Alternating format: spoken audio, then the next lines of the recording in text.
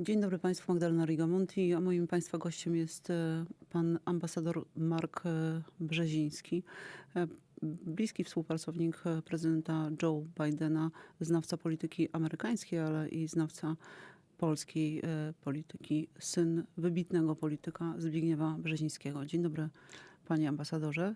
Dzień dobry. Ja pana namówię na jakieś 2 zdania po polsku. Obiecałam to sobie, a pan mi też tak troszkę obiecał, panie ambasadorze. Dziękuję za zaproszenie dzisiaj. To jest dla mnie ogromny zaszczyt być tu i teraz jest bardzo ważny czas. Ważny czas, bo prezydent Trump spotkał się z Putinem, bo Trump spotka się z Putinem i z Zełenskim. Dlatego jesteśmy w tym ważnym czasie. This is an important time because we're at a crossroads. Things could get better or things could get worse. The fact that Vladimir Putin has invoked the root causes of the conflict, let's be very frank. He's talking about NATO enlargement and the inclusion of Central and Eastern Europe in NATO, something he hates. And if he gets his way, that would be rolled back. On the flip side, this is a moment of great opportunity in the sense that the bloodiest conflict in Europe since World War II, claiming over 1 million casualties, could be ended. So this is an important time. Traktuje pan to spotkanie prezydenta Trumpa z Putinem tak, jakby prezydent Roosevelt spotkał się z Hitlerem? The meeting between President Trump and President Putin, I felt should have been more of a working meeting rather than a celebration of the president of Russia, who is an indicted war criminal. At the same time, I applaud President Trump for trying to find peace.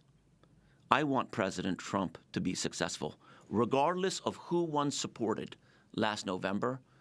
He is my president, and I want the U.S. president to be successful, especially in this conflict. So engaging people, even people who you don't like, is the right thing for a president to do. I thought the fanfare with President Putin was too much. This is a man who shouldn't be celebrated.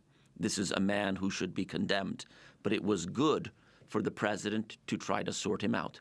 And it was good for President Trump to meet with President Zelensky and other European leaders on Monday. I have to tell you that I was disappointed that there was not a Polish leader at the table. This was the Olympics of diplomacy. The important leaders were present at the table, except one, a Polish leader. A Polish leader would be an important leader because the Poles have so much to share. Yeah. The Poles have done something no one else have done, and that is they have both received and given. They have received, as you can see here in Warsaw and all around Poland. They have generously received millions of Ukrainian refugees, and they have given. They have given billions of dollars in lethal and non-lethal assistance to the Ukrainians, and in so doing taken great risks because Poland is a Slavic country, Ukraine is a Slavic country, and Russia is a Slavic country, and this is a Slav versus Slav war, and for the Poles to get into the mix here is to take unprecedented risk. And the sense of savvy, the sense of smell that the Poles have in terms of navigating Ukraine would have been very useful at the summit.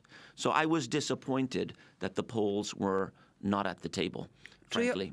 Czyja to jest wina? Czy to jest wina prezydenta Nawrockiego i jego kancelarii? Czy to jest wina Radosława Sikorskiego, ministra spraw zagranicznych, i Donalda Tuska? Gdzie pan szuka winnych? Not helping each other was who was at fault. That is what I will say. Because if the prime minister and the president worked as one, if the prime minister and the president worked as one and used all their skills, all their networks, all their contacts, all their avenues into the White House, they could have gotten there. Let me back up for a second because this is really important. Washington, D.C. is, of course, a nation's capital, but it's like a coliseum. It's a coliseum of competing interests, competing ambassadors, competing nation states, all seeking the attention of about 5 people in the U.S. government, because the U.S. government, especially in foreign policy, is very vertically integrated.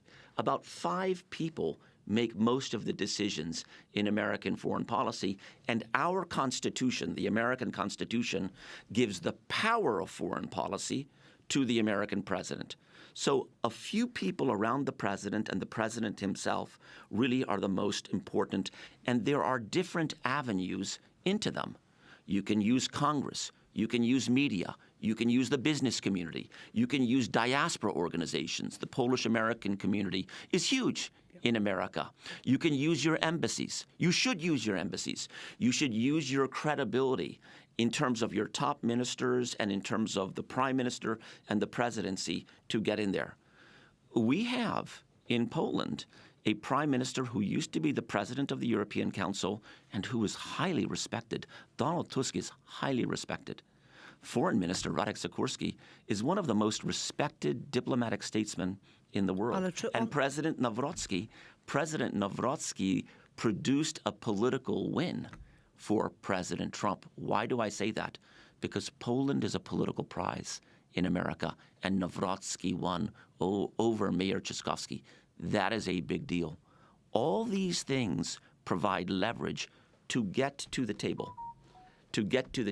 And that did not happen. And frankly, it should have happened. I have seen what happens when the president and the prime minister cooperate. I took Prime Minister Tusk and then President Duda to Washington together in March 2024. Pamiętamy to. Neither of them really wanted to go together with the other, and yet they did it. They did it to show unity of purpose and a shared definition of the challenge on the 25th anniversary of Poland becoming a member of NATO. And it took a lot of work. Frankly, it took a lot of work on my part to go to both sides and urge them to come along. Initially, both sides were negative, and it was not easy. But we got it done, and it was a very successful, symbolic, visible statement to the world that regardless of politics, Poland is united in its relationship with Washington, in its relationship with NATO, and with regard to Ukraine. More should have been done. Panie ambasadorze, ale nie było ani Nawrockiego, ani Tuska w Waszyngtonie. Czy to nie jest tak? I teraz pana pytam trochę o kulisy, o kuchnię polityczną, kuchnię administracji prezydenta Trumpa. I nie jest tak, że Donald Tusk jest po prostu nielubiany przez prezydenta Trumpa i tą jego wielką piątkę, o której pan mówi. No, I don't think that's the case. I don't think that what you're suggesting that somehow Prime Minister Donald Tusk is not liked. Donald Tusk served in a very important European position during the first Trump administration, and he was quite effective, and he has been previously prime minister and worked with different American presidents and was quite effective in terms of getting things done. Remember, what focuses the mind of an American president and his top team is the here and now. And the here and now is Ukraine and dealing with Russia and stopping the conflict. Poland has a lot of really valuable guidance and information to offer the Trump team, to make the Trump team successful. And that's the pitch the Tusk and Nawrocki team should make. We can help you. It shouldn't be that Nawrocki and Tusk is asking Trump to help them. Yeah. It's more like Nawrocki and Tusk should say to the Trump team, we can help you be successful in lowering the boil of the war between Russia and Ukraine. We, the Poles, can help you plan a really effective rebuilding so that you can win the Nobel Peace Prize, because President Trump wants to win the Nobel Peace Prize. And that would be the pitch. using their contacts. I have heard that Adam Bielan, the well-known lobbyist, was helpful in getting Nawrocki into the West Wing. Use whatever contacts you have to convey the message that the polls can be genuinely constructive and helpful in making the Trump team successful. And the good thing about all this is it's true. Without Polish guidance and advice, the Americans won't be as successful. And I, as an American, want my government to be as successful as possible in Ukraine. And I can tell you, I urge the Trump team as much as possible to listen to the polls because they have been successful with regard to the Ukraine conflict so far. Ale pan jest Amerykaninem, pan jest amerykańskim dyplomatą, ale pan jest z polskiej rodziny. Synem polskiego i amerykańskiego dyplomaty, ale bez Zbigniewa Brzezińskiego, bez pana ojca, my byśmy nie mieli tej wolności, którą mamy. To on się też przyczynił do tego. I ja, kiedy z panem rozmawiam teraz, czuję, że pan jest wściekły, że Polski nie było przy stole, też jako Polak. Thank you. Thank you. Well, I am an American. Ale jest pan wściekły, prawda? Jest pan zdenerwowany. Jest pan zły na to, że Polski nie było, prawda? Well, yes, I think that the Poles should have been at the table because they have a lot to offer. And this is a time when the most constructive advice is genuinely needed. We don't want more millions of people to be casualties in the war between Ukraine and Russia, and Poland has a lot of useful advice to share. I will say that, I grew up in an American household that was very Polish. We had all the Polish traditions in the house, around Wigilia. My father even had a Polish eagle on the front of his car that he would drive around in Washington. And so to have served in Poland as the American ambassador is a special privilege that I'm forever grateful to President Biden for. But in this case, it's really about pragmatic, constructive advice that the Poles could offer. And, there's a real opportunity, though, coming up because President Nawrocki will be going to Washington on September 3rd for a one-on-one meeting. To będzie ważne spotkanie? That will be an incredibly important meeting because it can reset the table. Nawrocki has the opportunity to change the dynamic and to be a Polish leader who's literally an equal in the ear with the American president. And remember, the most important work of a summit is done before the summit. So I'm hopeful because the Nawrocki team, which includes Marcin Przydacz, very effective advisor. He was previously an advisor for Foreign Minister Rao and also for President Duda. Highly effective guy who knows Washington very well. And I feel that he will have the ability, I hope, among other Nawrocki advisors to, in the lead up to the summit, in the lead up to the meeting between President Nawrocki and President Trump at the White House on September 3rd to reset the table about the American-Polish relationship and to make the case that the Poles have a lot to offer when it comes to thinking through what are the practical realities of the future of Ukraine. And I mean, just take any of the topics of the last couple of days that were talked about where the Poles could be helpful. Let's just take the security guarantees, because the security guarantees for the future of Ukraine are one of the fundamental issues. The Poles can speak with great knowledge about security guarantees that work. Ale no i co z tego? Co z tego, panie ambasadorze? Because those security guarantees worked here. Russia did not come into Poland, but to support the American troop presence and the Western and the NATO troop presence in Poland over the last 3 years required the standing up of 19 augmentation centers all around Poland to supply, to share information, to provide fuel for the Western forces that are here. This is all very important knowledge that the top team of the Trump administration could really use as they think of the security guarantees for the future of Ukraine. Poland has a 380-mile border with Ukraine, with 8 border crossings.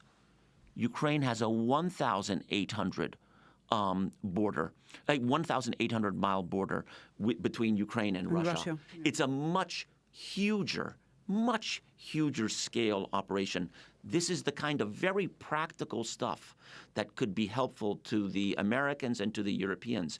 You have to explain to me why the president of Finland, Alexander Stubb, was at the table yesterday in the White House. Because of the border. Because of Well, the border. Finland is a tiny country. Yeah. Finland is a tiny country, Yeah. and I would respectfully suggest that the Poles have a lot to offer as well in comparison to Finland at the table. And I also feel that nothing replaces being a first-hand witness to a challenge, and the Poles, next to the Ukrainians, are the first-hand witness to all this, not the French, not the Germans, not the Brits. And so I felt that I had to point that out. But there's an enormous opportunity associated with the September 3rd meeting between President Nawrocki and President Trump, and that could change the dynamic, because the current dynamic, I have to say to you, is not as healthy as it could be. There should be more of a meshing together between the Polish leadership and the Trump administration than there is. Jaką pan daje radę prezydentowi Nawrockiemu przy spotkaniu 3 września? There are a number of things that should be planned in terms of how President Nawrocki should handle the summit, but there's also things very clearly the Polish government should avoid, especially right now. The Polish government should avoid, especially right now, needless irritants of the Trump administration. This is not the time to antagonize the Trump administration or the American government. Take, for example, the digital services tax.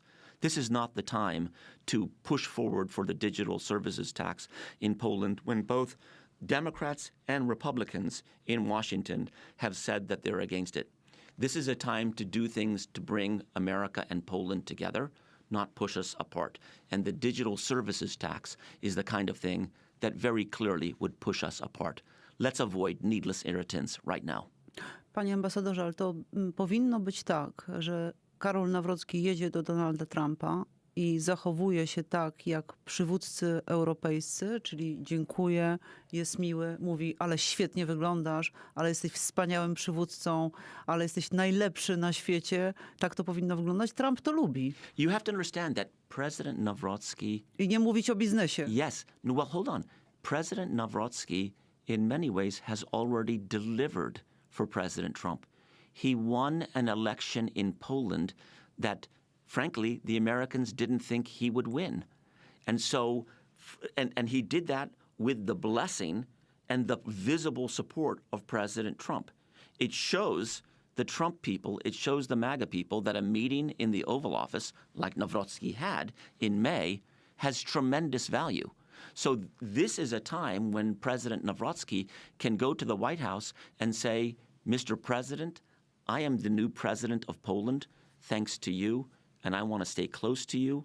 I want to offer you advice from Central Europe.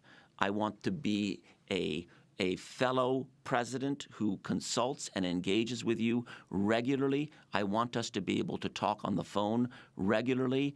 I want to learn from you, and I want to give you advice. That would be a win for President Nawrocki. The planning for that starts now, leading up to the summit, not on the day of the summit. A potem na koniec powinni zrobić takiego niedźwiedzia, prawda? Well, maybe they hug at the end, but what's not going to result in a hug is if the Poles put forward needless irritants, things that would antagonize the Americans, both the Republicans and the Democrats, like the digital services tax.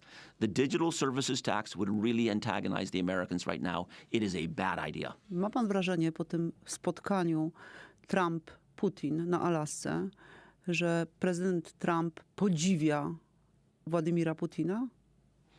Że dla niego to jest ktoś, kto o kim myśli super facet, super przywódca. Well, you know, kto mu imponuje. Yeah. Well, in some ways, what I'm about to say is psychobabble. You know the word psychobabble. Yeah. But I don't fully understand the relationship between President Trump and President Putin. I will say that President Trump was very solicitous to President Zelensky, very respectful to President Zelensky yesterday. I thought that was good. And I think the fact that President Trump is trying to bring these leaders together is very good. Again, regardless of who won supported last November, I want President Trump to be successful. I think it is good that he is trying to find peace in Ukraine. But we cannot let superficial good relations be a cover for deception or violence against Russia's neighbors. Panie ambasadorze, pan jako wieloletni dyplomata, pan rozumie administrację Trumpa? Pan rozumie tę dyplomację, którą uprawia Donald Trump? Czy on jest nieprzewidywalny dla pana? President Trump is an unconventional American leader. No American leader in modern times has ever operated without a blueprint, without a strategy that tactically implements the president's vision regarding what America wants to do in the world and what we expect from others as we try to do this in the world. It's much more ad hoc. It's much more based on instinct. And that is a source of anxiety for leaders around the world, not just for Europe. I will say, I thought it was terrific, absolutely terrific, that the leaders of Europe took their time to all go to Washington yesterday. I dziękowali mu. Dziękowali i prawie bili pokłony. And what was important is that both the leader of NATO and the leader of the EU, together with the presidents and prime ministers of UK, Germany, and France, Zełenski w garniturze. Yeah, and Zelensky. But for we Americans, the overlay of NATO and the EU is what we know as Europe. And yesterday, Europe stood with Ukraine. That is an important, I feel, change in direction.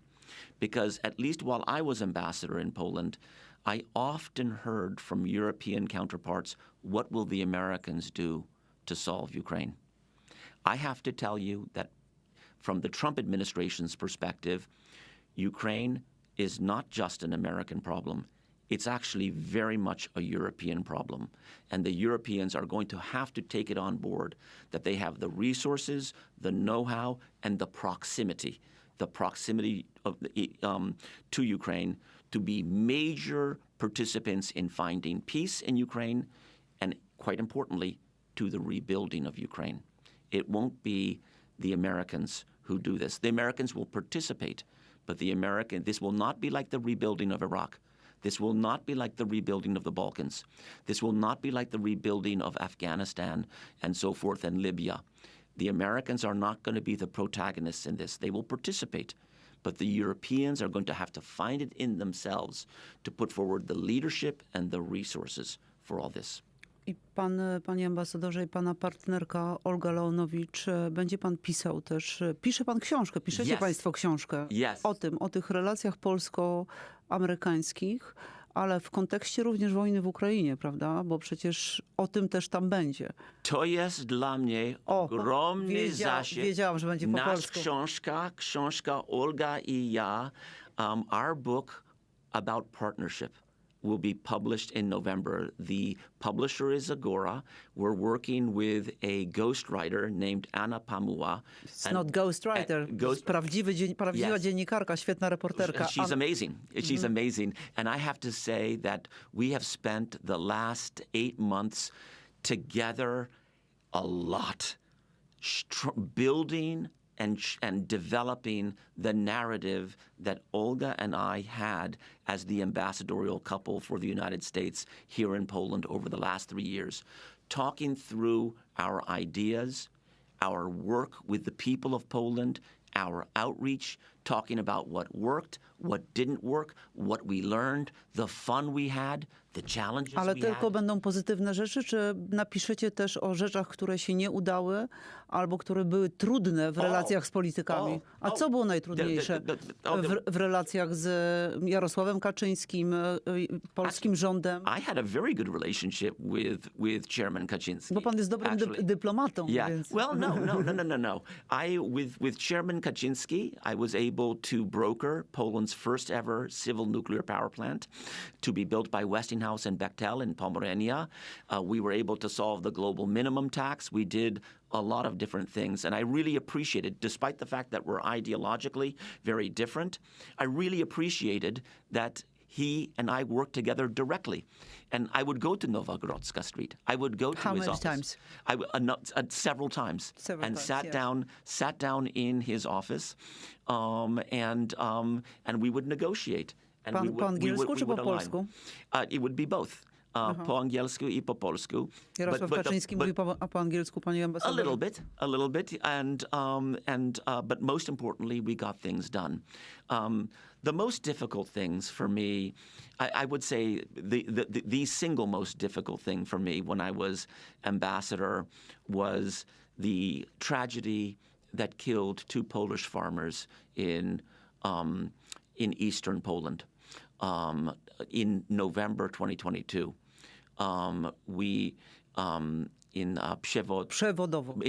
Przewodowa, dokładnie. It was heartbreaking, the loss of life. It was very uncertain for a few hours whether this had been a missile coming in from Ukraine or from Russia. But frankly, because my embassy and I and the Duda administration and the Morawiecki's administration had worked on scenarios and on contingency planning months before, literally gaming out what do we do if something comes in from the east and kills some Poles? How do we speak to each other? Who do we call? How do we coordinate? How do we communicate with NATO? How do we communicate with the media? That we were ready that night. But it was a difficult night. I to będzie w książce. A little bit. It's really a book about partnership and about our lives together. And, the partnership between a man and a woman, between a Pole and an American. And we're going to share that story. I o miłości będzie też. And of course, miłość. Yes, of course. That's the essence and the crux of everything. And we had a wonderful time doing it. And we are looking forward to embracing all of Poland like Olga and I embrace each other through our book. Zostaje pan w Polsce, prawda, panie ambasadorze? I operate out of Poland. And so I'm working with a company based in America, but I operate out of Poland. Correct. Ma pan radę dla przyszłego amerykańskiego ambasadora? Znacie się? I will say I am in touch with him, and I'm excited for him.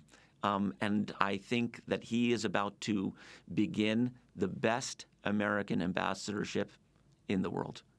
The ambassadorship. Jest pan dyplomatą. I really mean that because I've been ambassador before in Sweden. Mm-hmm. And as much as I love my Swedish friends, this is the best ambassadorship in the world.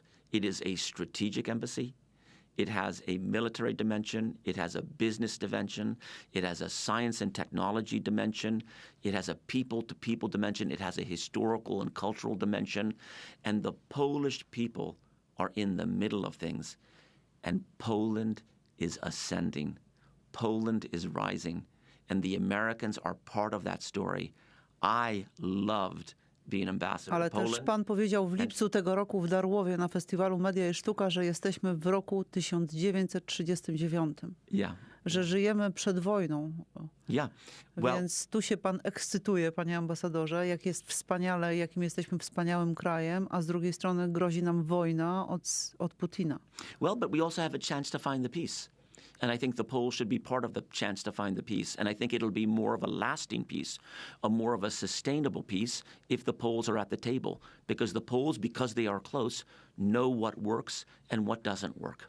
And that's why I feel that it would be in the American interest. I speak as an American that I want the Poles at the table, not as a Pole. I speak as an American when I say that. It would be good for America, for Poland to be at the table. I actually feel that we will get peace under Donald Trump, and that will be worth tremendous accolades.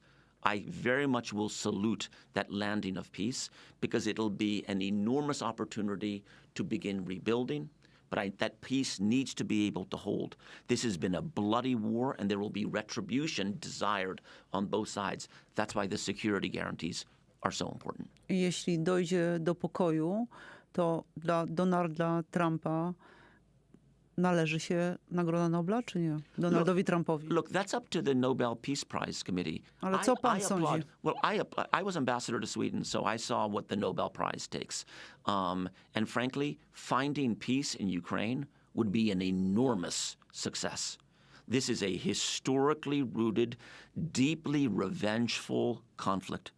And if Donald Trump finds peace between Russia and Ukraine, he will have done something huge. That's why I said at the beginning of this interview, what happened yesterday was the Olympics of diplomacy. It was good that the Americans, the Ukrainians, and the Europeans came together and then also connected yesterday by telephone with President Putin. But it would have been even better if the Poles had been there. Ale ja mam wrażenie, że my wszyscy zapominamy o tym, jak to się zaczęło, że to nie jest konflikt, panie ambasadorze, tylko to zbrodniczy Putin i zbrodnicza Rosja napadła na Ukrainę, na wolny, niepodległy kraj. Yes. Well, this was obviously instigated by Russia and Putin, who have been horrific in their treatment of the Ukrainians. And so, look, there's going to be a lot of sorting out after the ceasefire is called. But that's why there needs to be a ceasefire before a peace plan, because it could take months, if not years, to get the peace plan.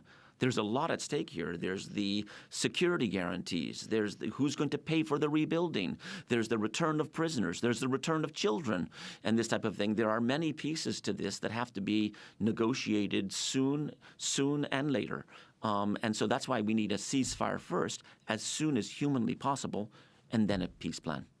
I jeśli się uda, to Nobel dla prezydenta Trumpa. But you know, that's up to the Nobel Committee, because they will have their standards and they will have to determine whether what is landed is not just something short term, but instead something sustainable, lasting. A lasting peace is worthy of the Nobel Peace Prize. There's no question of that. If one finds a lasting, sustainable peace, it is worthy of the Nobel Peace Prize. But I have no idea how the Nobel Committee will sustain it. But as an American, I am happy that my president, the American president, is doing this, and I want President Trump to be successful. Bardzo panu dziękuję. Thank you for the interview again. Ja też panu dziękuję za ten wywiad ponowny. Mark Brzeziński, był ambasador Stanów Zjednoczonych w Polsce. Dziękuję panu za tę rozmowę. Magdalena Rigamonti, program wydawał Patryk Miś. Do widzenia.